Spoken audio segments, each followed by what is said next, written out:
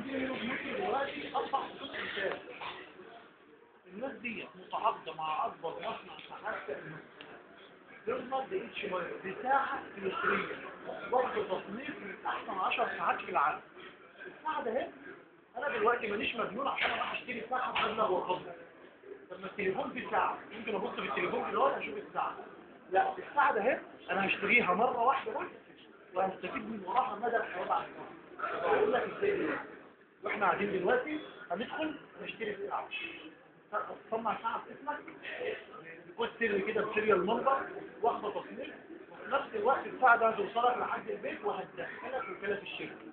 وهقول لك يعني ايه وكاله دلوقتي. تمام. الخط الدولي، الناس دي متعاقده مع اكبر شركه اتصالات في لندن. شركه اتصالات بتديك خط دولي. الخط الدولي ده هو رقم بيتاكتف على رقم تليفون ايا كان شريحتك من جنيه فودافون اتصالات. الرقم ده وكل اللي انت بتعمله بتسجله على تليفونك زي اسم. بتدي الرقم ده لما بتصل، الشركه بترجع تتصل عليك مباشره تقول لك دخل اي رقم في اي دوله في العالم وتعرف تكلمه بنسبه خصم من 80 ل 90%. زائد ان انت مش بس معاك خط دولي، لا ده انت هتدخل بيه وكاله في الشركه هتعمل لك دخل مدى الحياه. تمام. رقم دولي زي ده تمام، هو متاكد على رقم التليفون. كل اللي انت هتعمله معاك ان انت تديله رقم وهتكلم اي دوله بره الدوله. تمام. ولو انت معاك خط مزدوج وليك اي حد بره في اي دوله تكلمه بعض فري مجاني مدى الحياه. تمام. تكلمه بعض مجاني. ده ممكن من منتجات الشركه وهنجربه عملي دلوقتي. وعندك اي حد بره هنكلمه دلوقتي وهنجربه عملي. تمام.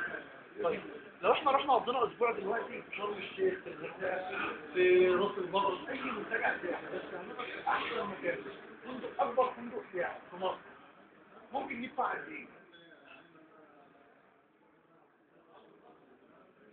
اسبوع انا والاسره اكبر منتجع سياحي في مصر. يعني لو في الغردقه تعدي 20,000. جميل. طيب الناس ممكن مليون. بس كنت تمام. طيب الناس دي بتقول لك ان انا عندي منتجعات، عندي 3000 منتجع سياحي في 120 دوله في العالم، وعاملين هنا رحلات عشان يعملوها من منطقه الجمهوريه، يعني رحلات جوه مصر وبره مصر. بقول لك ان انت هتقضي الاسبوع ده انت وثلاث افراد، هتدخل بوم وكاله في الشركه، فلوسك مش هتروح على كده في اكبر فندق سياحي في مصر، بتحجز لك جناح كامل، عربيه تحت امرك، بتتعامل معامله يعني معامله كده احسن معامله بمعنى اصح يعني. وفلوسك مش هتروح على كده، لا انت هتدخل بيهم وكاله في الشركه. هقول لك الوكاله ده تمام. منتجات الطاقه. دلوقتي اتكلمت في الطاقة. انت ليك مختصر في الموضوع ولا كل دي تطلع؟ كله يعني مختصر كلام مختصر.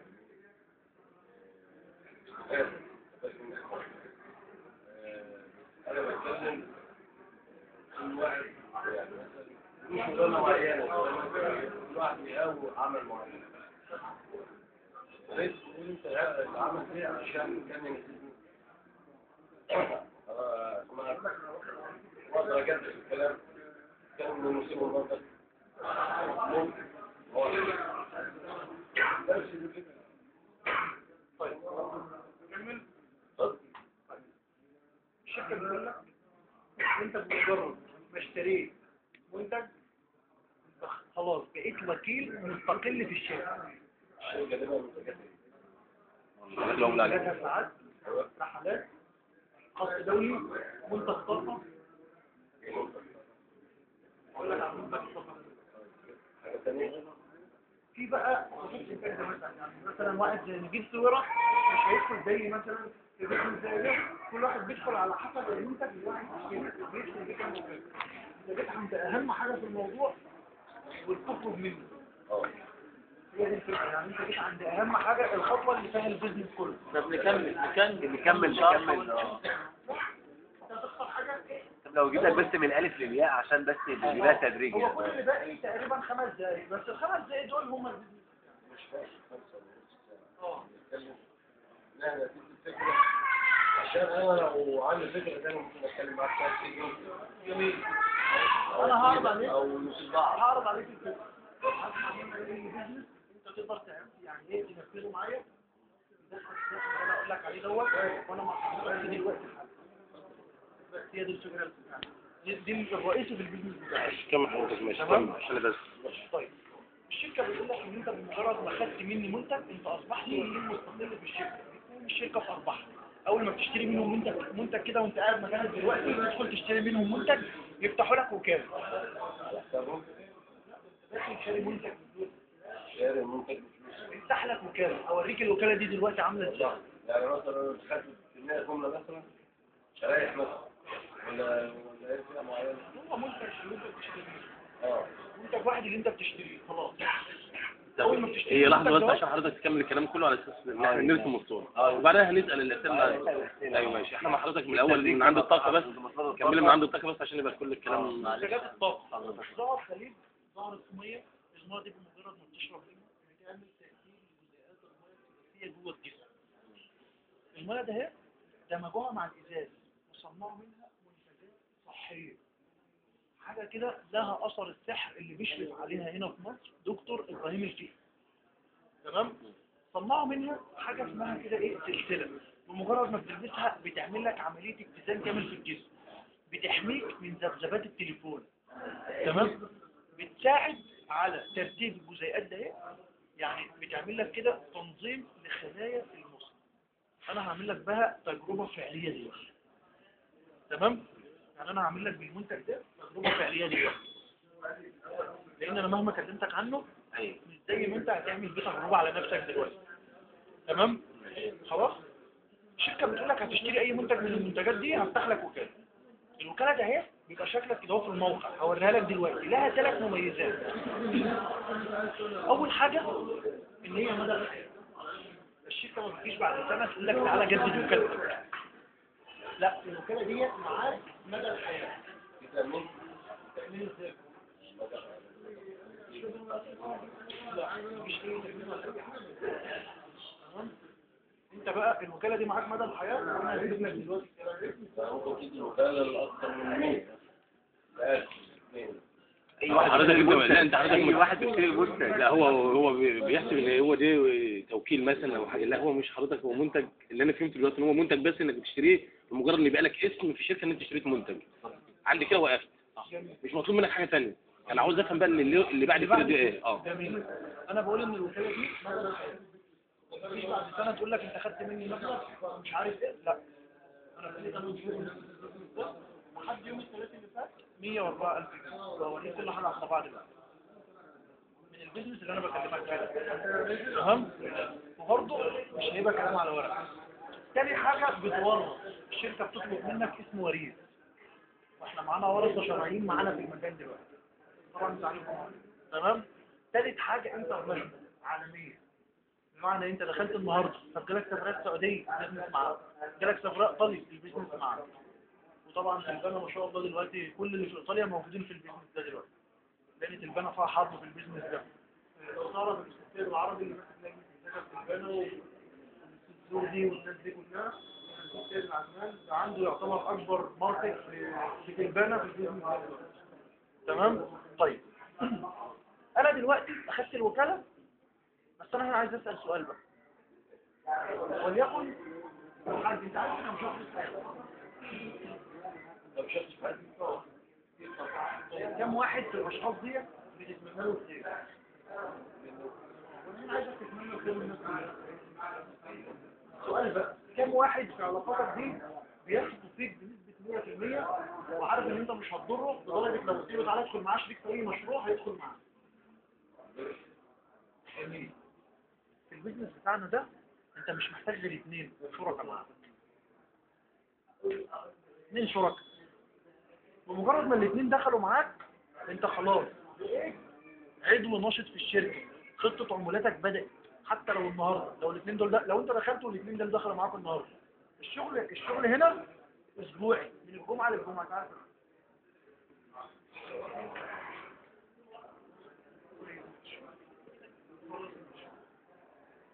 تمام.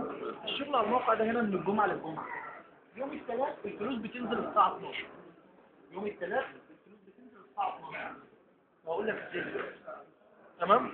الشركة بتقول لي اي حد بيجي عن طريقك بتاخد عليه من 30 ل 100 دولار على حسب المنتج اللي هو بيشتريه. اي شخص بيجي عن طريقك بتاخد عليه من 30 ل 100 دولار على حسب المنتج اللي هو بيشتريه. علما بان الاثنين دول مبدئيا كده مش مسؤوليتك. بمعنى ايه؟ بمعنى ان في حد هيساعدك بنسبة 100% في علاقاتك. انت مش مطالب ان انت تشرح الشغل، لا، انت في ناس هتعمل شغلك ده بنسبة 100%. انت مش هتعمل اي حاجة. انا اقول لك انت قاعد دلوقتي ازاي تشتغل في البيزنس ده 1 2 3. تمام؟ احنا اللي هنعرض. انا طبعا الحمد لله الخط ده كله معايا. تمام؟ بس انا معايا ناس بعد بقى المعالي وبعد طماح وبعد الكلام ده كله. تمام؟ طيب بعد كده هنساعد الاثنين دول في ان كل واحد فيهم يكون عنده هو كمان شريكين عمل. هنا الشركة بتقول لك ايه؟ بتقول لك كل ما يتجمع عندك 3 يمين 3 شمال بتديك عليهم 250 دولار. كل ما يتجمع عندك 3 يمين 3 شمال بتديك عليهم 250 دولار. بس انت مبدئيا رأس مالك في البيزنس ده الاثنين دول. يعني انت اساسا بمجرد ما الاثنين دول دخلوا معاك هتبدأ تشتغل معاهم على ان هم تساعدهم بان كل واحد فيهم يبقى عنده شريكين وهكذا. كل ما العدد بيزيد 3 يمين 3 شمال 250 دولار، 6 يمين 6 شمال 500 دولار. ده بالفايدة للمجموعة كلها. طبعا مش برضه انت كل الفرق اللي ما بينك وما بينهم ان انت سابقه بخطوه. عامل الوقت.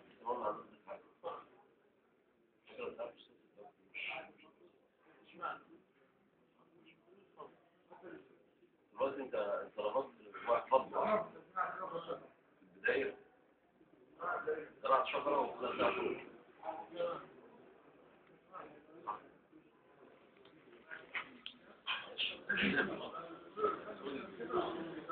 ناخد عندك عين لو انا جبت طرف ثاني او ثالث عندك عين، لو هو قدام الثاني طرف ثاني ثالث هو اسمه عين. ما هوش وكيل ولا توكيل ولا مبلغ حياة ولا دولة. ليه برضه مش فاهم؟ عايز افهم. تمام وعازم يد محمد. تمام ده عرض الشركه اللي عازم عشان ياخد العملاء. ايه اللي هيضيفوا عليه؟ تمام. هنا بقى اول ما انت بتدخل كده لما ينضيف عندي ايه اللي اعرف الشركه اللي محمد ازاي عن صناعه عادي وازاي عن صناعه. وانت بتسجل جميل. لا سؤال حلو. هقول لك على الطبيعه.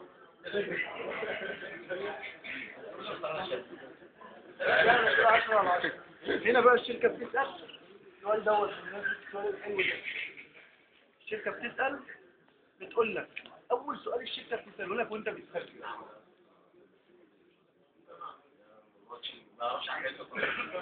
لا ما هو كل اللي في ايطاليا موجودين معاك. انا معايا من تقريبا عدد هقول لك على الطبيعه دلوقتي. ايا كان الراتب في ايطاليا ممكن يوصل يعني 3000 يورو.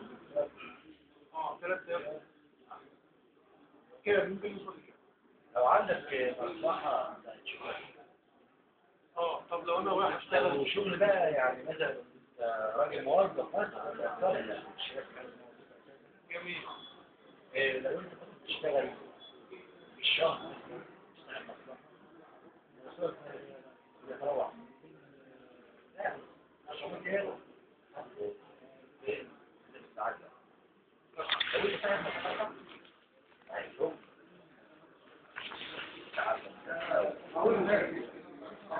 يعني الجديد ده يعني مش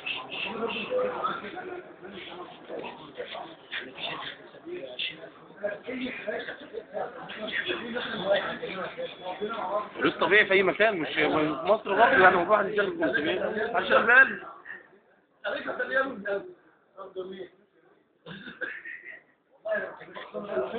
انا عارف مرتبات وليه اصلا معايا نفس المرتب كتير. ايا كان الراتب محدش يكذب عليك يعني. جميل، من غير ما حد يكذب عليك ان هي لازم قريب. اشتغل فين اول ثلاث الشغل؟ لحد دلوقتي الكلام حلو، لكن احنا نكمل عشان ننتج. هما نظافة؟ إلا لو كان شغال في شركة اسمها شركة. يعني احنا بنوظف بتكلم في الراتب. هو اكيد برضه مش فاتح شركة. مفيش حاجة جميل. وضحنا حتى لو عمل خاص، لو انت عندك عمل خاص، حتى لو انا عندي محل بقالة وانت شغال معاه هيعمل دخل قد ايه؟ لان الفلوس يعني الدخل الشهري يعني متوسط يعني انا اللي يهمني الدخل. متوسط يعني مثلا نقول 1500 يورو يعني 2000 يورو. 2000 يورو كام؟ 16 16000 15. انا النهارده البيزنس ده اهو بيعمل لي 2000 دولار في اليوم. هو ايه؟ انا اشتري مليون دولار في الساعة. اولا نوع الساعة دي منتج الشركة. ده منتج انا بسوق ايه؟ عايز اوضح يعني تتضح هي بالنسبة لي ده يعني. منتج من ضمن منتجات الشركه. دلوقتي انا بسوق يعني انت عايز تسوق التسويق هنا اللي انا فهمته ان التسويق هنا التسويق خاص بيك انت لوحدك بس، وان انت يعني مجرد ان انا شايفه يبقى كده سوق لا ولا اكيد عرض العمل. تسويق زي فرد واحد بيظهر قوته بيظهر قوته بيظهر شغله بس هو الفرق بس ان الشركه طالب تعرف العملاء او المساهمين الاولين. على ما اعتقد ان هو مش واصل المعلومه خالص. لا انت خرجت بره الموضوع اللي انا بتكلم فيه خالص. انا عايز ارد على سؤالك الاول اللي هو ازاي الشركه هتعرف ان ده جاي عن طريقي.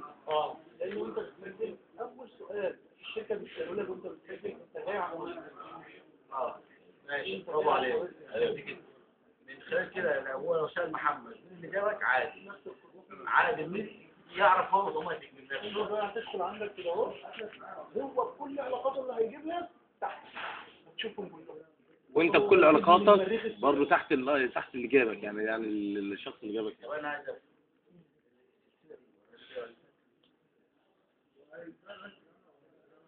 هي بقى ادتني في الشارع انا هدخل البيت مش كنت هعملها في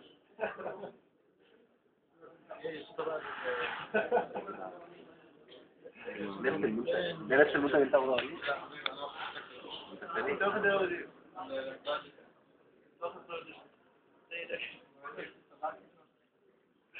بص يا وليد انا بدات بوكاله واحده.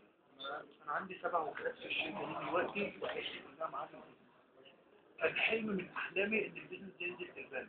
مش هقول لك بقى متعالي انا قلت البيزنس ده لو نزل في البلد انا هبقى مليونير في 5 شهور. والحمد لله ان البيزنس نزل في البلد. البلد من البلاد غير شاوة ودنيا الدوب بيستخدموها دلوقتي منتشر في كل حته. الناس ما بتتكلمش غير في البيزنس ده. ده حاجه اسمها الضريبه. ده مش حاطط عليك كوبايه الشاي ده. والله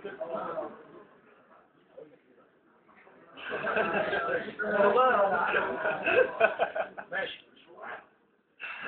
ده ممكن نعمل به حاجات فعليه حلوه يعني ده حاجه بسيطه خالص. لو عندك كده اكل محطوط في الثلاجه والكهرباء قطعت وده محطوط في الثلاجه لمده 6 اسابيع الثلاجه ده مش هتقدر تقدر تجرب ده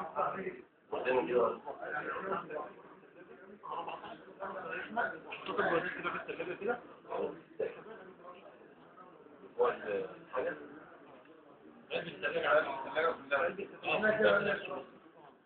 تمام. مرة عليه بقى شوية مية كده مرة عليه شوية مية مش غلط. الأول أنا هوريك مفعول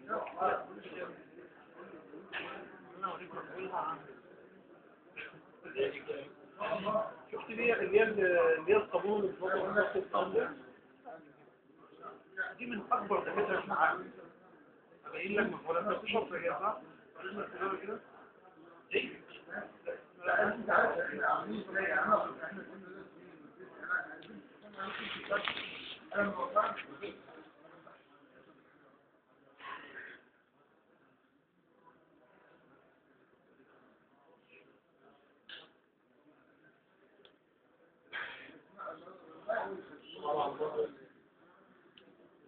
هي لا اشكال مختلفه.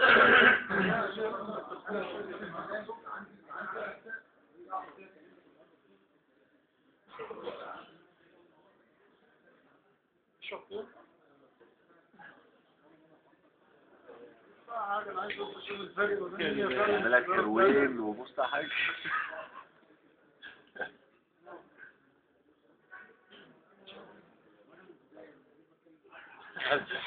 بقول لك عشان تقرب ميه.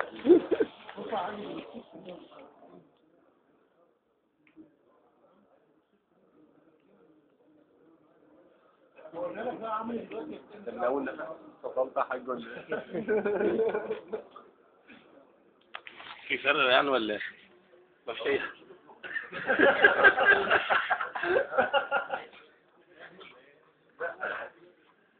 انا ممكن اعمل لك حاجات كتير جدا في مجال الطاقه دي شغلتها كده بس.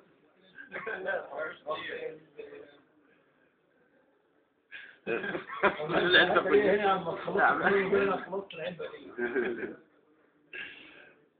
تمام. انا طبعا لسه ما كملتش، لسه ما كملتش. ايه اللي بعد المنتج؟ ايه اللي بعد؟ قلت لي ان الفكره دي فكره وحشه، فانا عايز اعرف الظروف ما يكونش ارد انا انت اللي برضك شوف وفكر كده. لا بص يا حاج، انت قرارك سليم بنسبه 100%. ده كان المفروض وانا بقول كان انا كنت قاعد في تليفونه في مره عند حلمي اورا، لو تعرفوا حلمي اورا الترزي. فبعدين حلمي اول مره ينزل بالفعل. فبعدين لما عرضت البيزنس على حلمي قلت له يا حلمي انا ما كنتش اعرفه، قلت له على فكره انت معايا بعد شهر بعد 2 بعد 3 بعد كده انت في البيزنس. اقسم بالله بعد 7 شهور حلمي كان في البيزنس. لان مفيش دخل في الدنيا دلوقتي بالطريقه دي غير التجاره الالكترونيه. دي اللي مسيطره، دي اللي هتسيطر على العالم كله دلوقتي، خاصه بعد المؤتمر. وهوريك دلوقتي بالتلفزيون الدنيا بتتحول ازاي عن طريق التجاره الالكترونيه دلوقتي.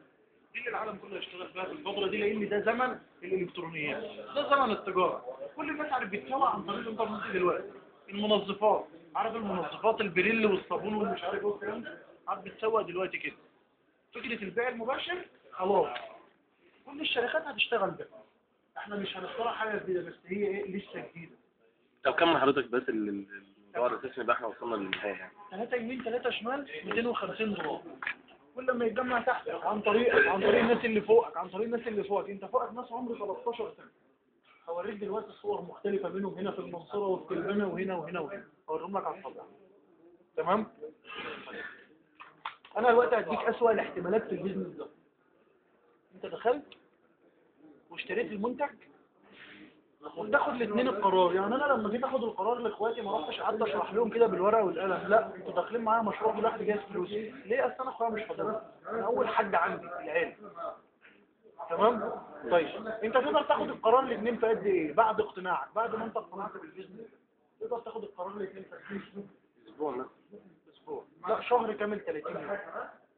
وانت مش انت اللي هتعرض عليهم ولا اي حاجه، لا انا عايز اقعد مع علاقاتك ومش عايزهم يدخلوا البيزنس كمان.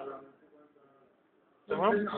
طيب 2 في شهر كامل 30 يوم، وكل واحد من الاثنين دول في شهر كامل 30 يوم ساعدنا ان هو يكون عنده 2. يعني انت بعد شهرين اخدت اول $250 بعد شهرين. ثالث شهر الثلاثه والثلاثه كل واحد في شهر كامل 30 يوم ما جابش غير 2، بقى عندك 6 يوم.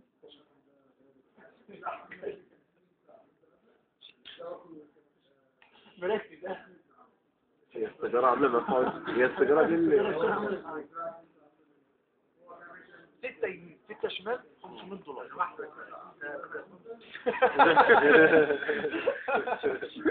والله بتكلم كده، استنانا يا باشمهندس. لا منين؟ ليه؟ جنبنا بروفي.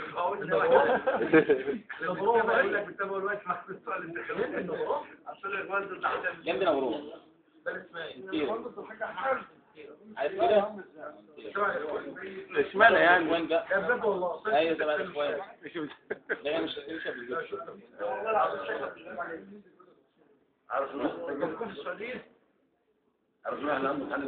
مين؟ نوح. نوح. حاج نوح. ايوه. كويس. بيقصدنا البيت في البيت يعني. والله.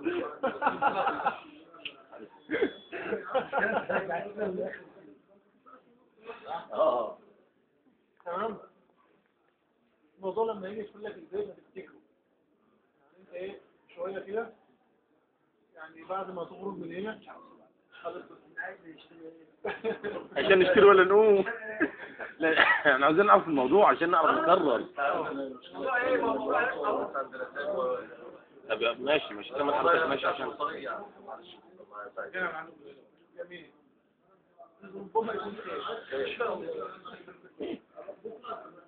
بس الراجل بتاع شركة الضرب ده بتاعي ده بتاع ايه؟ بتاع شركة عنده ايه شغال شركة وهي لا انت البال عندك احنا بنتكلم عليه شغال شركة كمل يا باشمهندس لسه عشان الوقت. لا احنا ما قلناش ايه؟ ما قلناش ان هو بياخد 10000 يورو. لا 10000 الشركة ضربت واحد اوروبا ماشي السبب ما بيسخنش على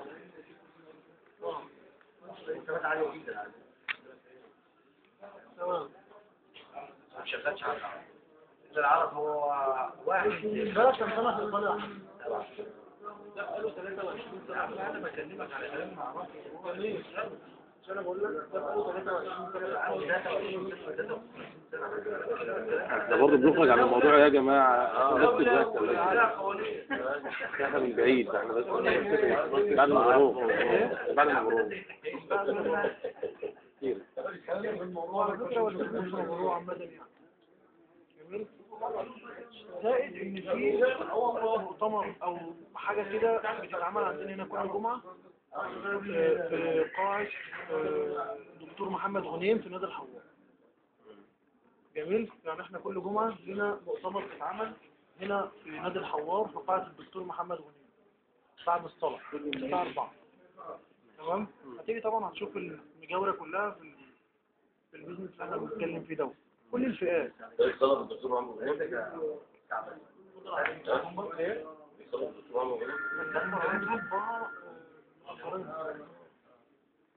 تمام. ماشي كده احنا وصلنا للعدد ان هو 6 و6 والكلام ما عرفناش. ماشي 6 و6 ده في ثالث شهر. تمام. احنا قلنا الشهر الاولاني ما جبناش غير 2.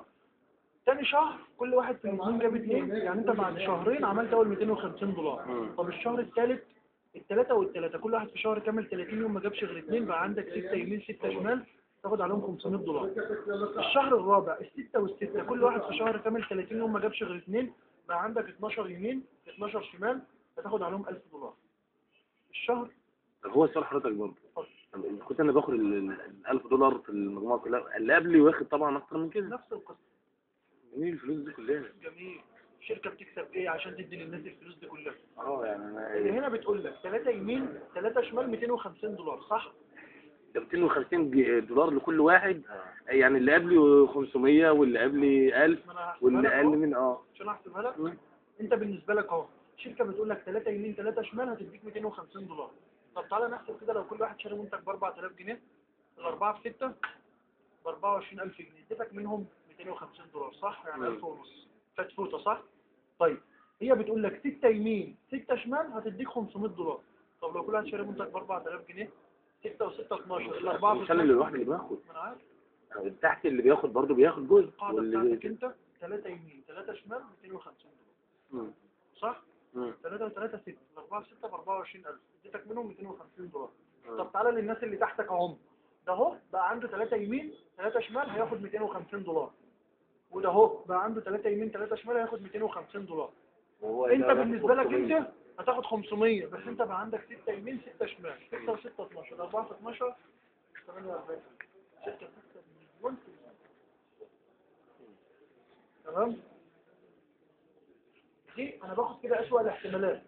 الفكرة برضه الفكرة ان هي ال 800 دولار بس كنا موفرينهم من التسويق اللي هو العادي، هم دول اللي بيتوزعوا، وهي الشركة واخدة منهم 200 وتوزع 600 على الناس اللي بتشتري. هي الفكرة جميل ان احنا الناس دي وفرت الدعايه، وفرت الاعلانات، وفرت المحلات، وفرت التلفزيون، الفلوس اللي هي وفرتها ده غير اسعار المنتجات. عملت نادي بمعنى ايه؟ الدكتور لو خد $6 دخلوا ب 4000 جنيه مثلا 24000 عملت بنادي 20000 بالك انت؟ انا ولا غير؟ المعاملات كلها وانت قاعد في البيت. ولا قاعد في الوقت حضرتك بتاخد منتج تدفع ثمنه. انت قاعد بس. تخش تشتري المنتج وانت قاعد هنا اهو، ويبقى يقول لك ازاي تخش تشتري المنتج وانت قاعد، تخش تشتري المنتج اللي انت عايزه يوصلك لحد البيت. هو ده الجديد بقى اللي احنا لسه ما وصلناش، ان وانت قاعد دلوقتي هتدخل تشتري المنتج، بص هتلاقي واحد من شركه اراميكس هنا جاي لك لحد البيت يقول لك ده هو المنتج اللي انت بعت اشتريته من الصين. يعني المنتجات دي كلها بتوصلنا لحد البيت، لا مش صينيه. تمام؟ منتج بيوصلك لحد البيت، ده حاجه. العموله بتاعتك برضه معاملاتك كلها وانت موجود في البيت. وانت قاعد كده اهو تدخل تشتري المنتج، العموله بتاعتك من بيتك، عايز تحول الفلوس بتاعتك ده ايه؟ يوم الثلاث على اي بنك هنا في مصر، او اي بنك هنا في مصر، حول الفلوس برضه الصبح هتروح تلاقيها في المنتج. بس هيتخصم منك $40 لكل تحويل. يعني لو نزل لك $50 حولتهم على البنك خصم منك 50. ماشي.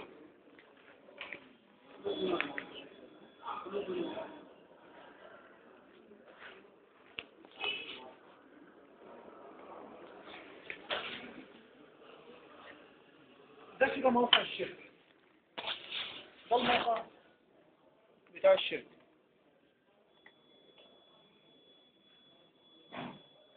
السؤال اللي حاجة كان بيسأل فيه اهو، أول ما بتيجي تسجل كده عن طريق أي حد، أول سؤال الشركة بتسأله لك بتقول لك أنت جاي تبع مين؟ دخل الرقم بتاع الشخص اللي أنت جاي عن طريقه.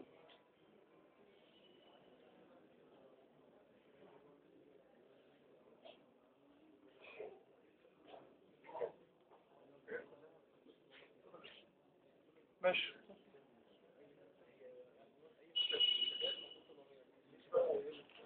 تمام. وليد وريني كده الاي دي بتاعك.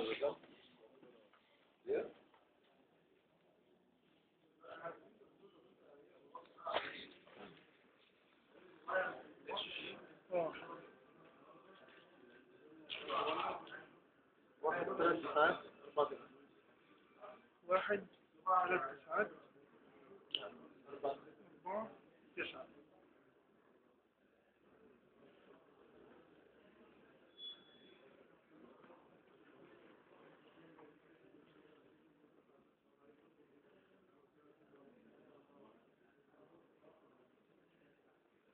كل اللي انا دخلته برقم، كل اللي انا دخلته رقم بس، مش دخلت اسم وليد ولا سجلت اسم وليد ولا حاجه.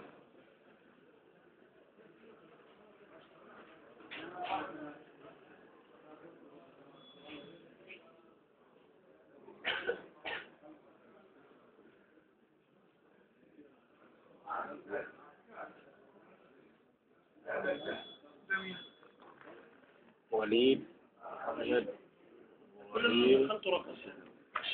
الموضوع مش محتاج كمبيوتر ومش محتاج حد يكون بيعرف كمبيوتر، لان انا عمري في حياتي ما اعرف في حياتي ودراسته طول عمري اعرف الموضوع كله تكرار.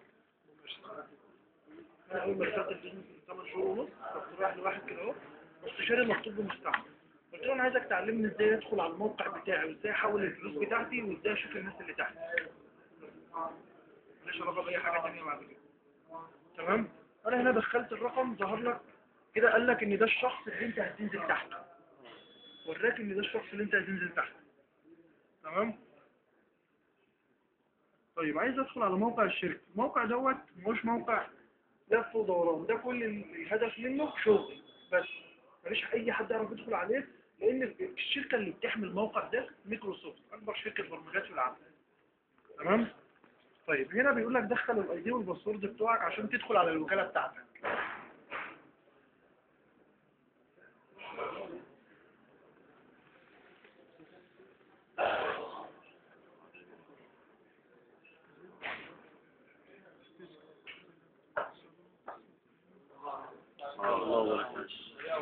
ربنا يخليك يا امين.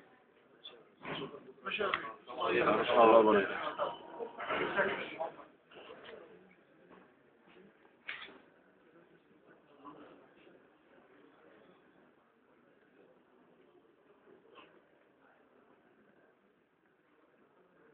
طبعا لو في اي حاجة غلط مش هتدخل على الموقع. تمام؟ يعني لو في اي حاجة غلط مش هتدخل على الموقع. كل واحد له دي الوكالة بتاعتك بقى. دي الوكالة بتاعتك معاك في اي مكان في العالم. ايطاليا ما كانش لها لغة هنا. لما البيزنس نزل ايطاليا نزلوا لها لغة هنا، ونزل عن طريق برضه ايه بتوع البنك. ده باسمك يعني. دي باسمي احمد كمال يوسف. دي الوكالة بتاعتي. تمام؟ هنا الفلوس بتنزل على الموقع. طبعا انت معاك بياناتك، بتدخل احمد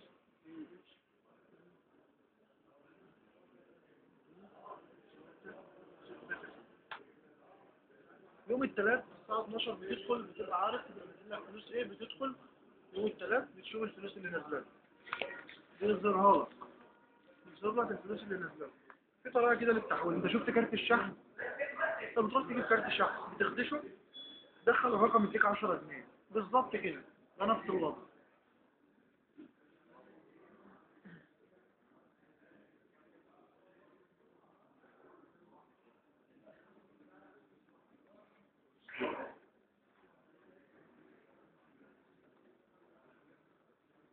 لما يكون نازل لك فلوس بالظهر.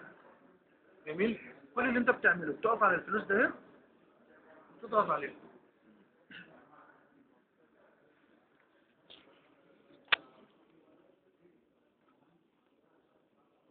بيفتح لك صفحة زي دي كده، بينزل لك فيها ايه الارقام اللي انت. طبعا انت عارف انت نازل لك فلوس قد ايه، بتقوم داخل على الارقام دي، بتحدد بقى انت نازل لك قد ايه. نازل لك 250 دولار، نازل لك 500 دولار، نازل لك 1000 دولار. بتحدد الفلوس اللي نازله لك. تمام؟ يعني هو هنا نزل ايه؟ ممكن مثلا اي رقم كده يعني هو كده نازل المبالغ دي نازله ولا انت حضرتك اللي بتختار؟ اللي انت تتعلم عليه. انت بتعلم على دي. نازل لك 250، بتخش تتعلم على 50 وتتعلم على 200 وتكمل. انا هجيب لك اللي متحول مثلا، التحويلات اللي متحوله قبل كده، اللي من يوم الثلاث اللي قبله اللي كده. تمام؟ وهنا بيقول لك دخل البين كود بتاعك تاني. اتفضل يا حاج.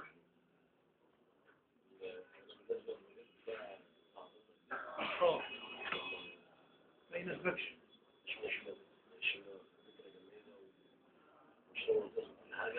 تمام. لا عادي عادي. انا قلت لك ان انت دي حاجه يعني ايه لاولادنا. ربنا يخليك.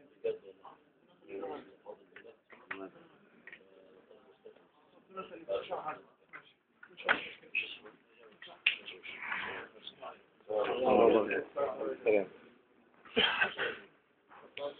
ماشي. هنا طبعا عشان دخلت الانبوت غلط.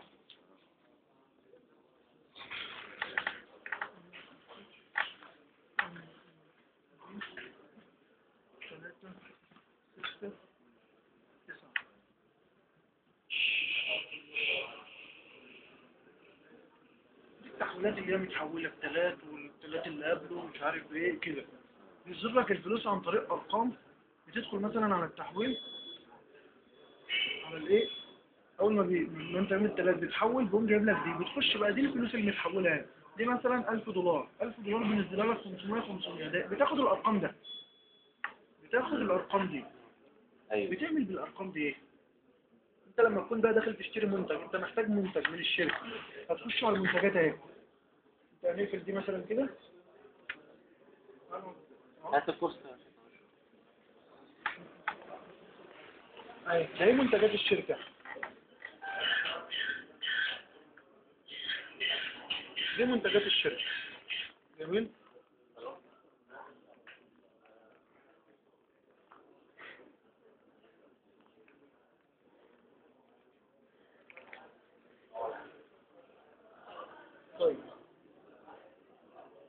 على المنتجات، انا اولا محتاج قيمة المنتج بالدولار، صح؟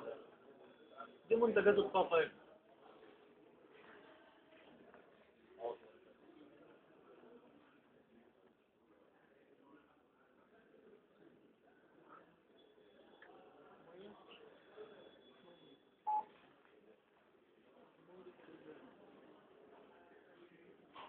دي منتجات الطاقة.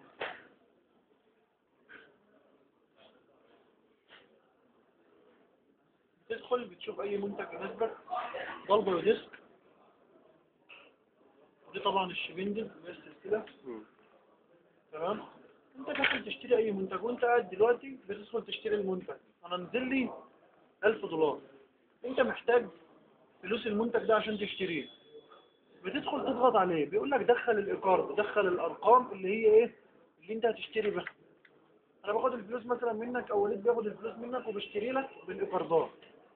طب انا معيش ايقار، بتعامل عن طريق اي بنك. اي بنك بتروح تفتح بيه فيزا بتشتري من خلاله. البنك العربي، البنك العربي الافريقي، بيزنس نت. نت غير المكن الآلي. فيزا زي دي كده. بتدخل بتدخل الرقم وتشتري عن طريقها، وهم بيتعاملوا مع بعض مباشر. تمام.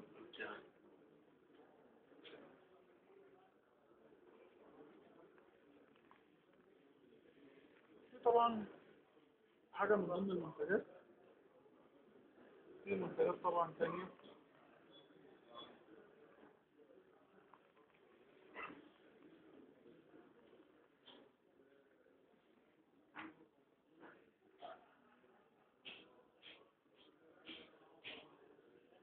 دي طبعا الساعات.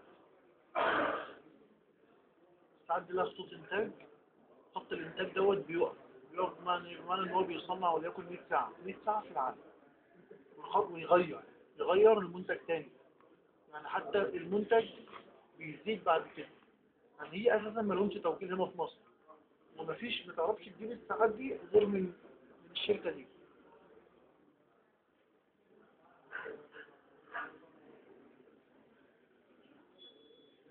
تمام.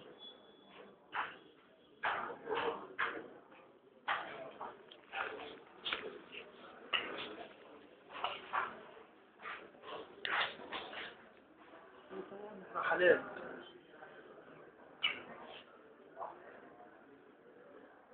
الحوار ده بتبقى فين؟ داخل مصر ولا داخل الخارج؟ في خارج وفي داخل. انت بتوفر التأشيرة، هم عليهم الإقامة. تمام. خلي بالك من التأشيرة. فعشان كده عملوا رحلات، لأن معظم الناس بتفكر إن الرحلات دي إن أنا ممكن آخد تركيا، ممكن آخد إيطاليا، ممكن آخد فرنسا وأسافر وانزل وقطع شغل المصريين. التأشيرة. لا ده هم ناس عاملة حساب كل حاجة يعني. تمام. ده بالنسبة للموقع. طيب أنا عايز أشوف الناس اللي تحتي، الناس اللي أنا دخلتهم البيزنس دوت. أنا كده يوم الثلاث اللي فات كان $50. كان $1000. امال ده إيه؟ إيه؟ يو اس لا دي الناس اللي بتتكلم تحتك في الخط. أنا واخد خط دولي، كل اللي بيتكلموا تحتك يقوموا ينزلوا لك فلوس. الثلاث اللي فات الشيكي $2250. 12 بقالي 8 شهور ونص. تمام. أنا هوريك صور الفيديو عامل إزاي.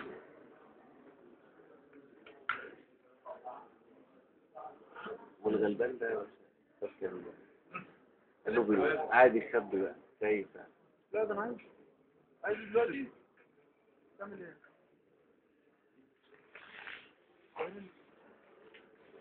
كده يا باشا المنتجات كلها تحت أمرك. المنتجات بتاعتي كلها تحت أمرك. وليه انت بادئ البيزنس امتى ولا ايه؟ اول مره اعرف ان في حد انت بتميت عليه اصلا. لا من جديد. من جديده. امال ايه اللي عرفك بتميت عليه؟ لا هو بيحاول يجتهد بيسعى. لا بص، ما تستعجلش بمعنى ايه؟ بمعنى ان البيزنس ده مش استعجال. انا واخد الخط ده ودارس الخط ده. يعني انا عارف الحاج اللي كان قاعد هنا، بس ما رضيتش اعرفه ان انا اعرفه. انت فاهمني؟ هنا بالنسبه للبيزنس عامه، في ناس هيوصلها البيزنس بطريقه مباشره، وفي ناس البيزنس هيوصلها بطريقه غير مباشره.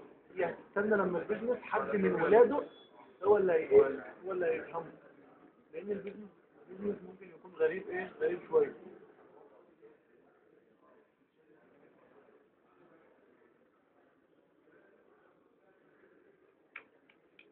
لكن كده كده البيزنس تعمل منه فلوس، تعمل منه فلوس محترمه، بس تزرع صح. لان انت ما تقيمش، ما تقولش ده معاه فلوس. انا من وجهه نظري عن تجارب البيزنس الثاني اللي معهوش فلوس، تمام؟ لان انا كنت في يوم من الايام كده، اول ما بدات كنت كده، تمام؟ دي وكالتي احمد كمال، دي اللي انا بدات بيها، اقل وكاله في الشارع، تمام؟ هنا الشركه سايبه لك الوكالتين دول، احنا كده معانا اتصال مباشر بالشركه. الشركه سايبه لك الوكالتين دول، بتقول لك من حقك تفعلهم في اي وقت. هنا انا جبت مين؟ جبت التابع اليسر. التابع اليسر ده يبقى عمي،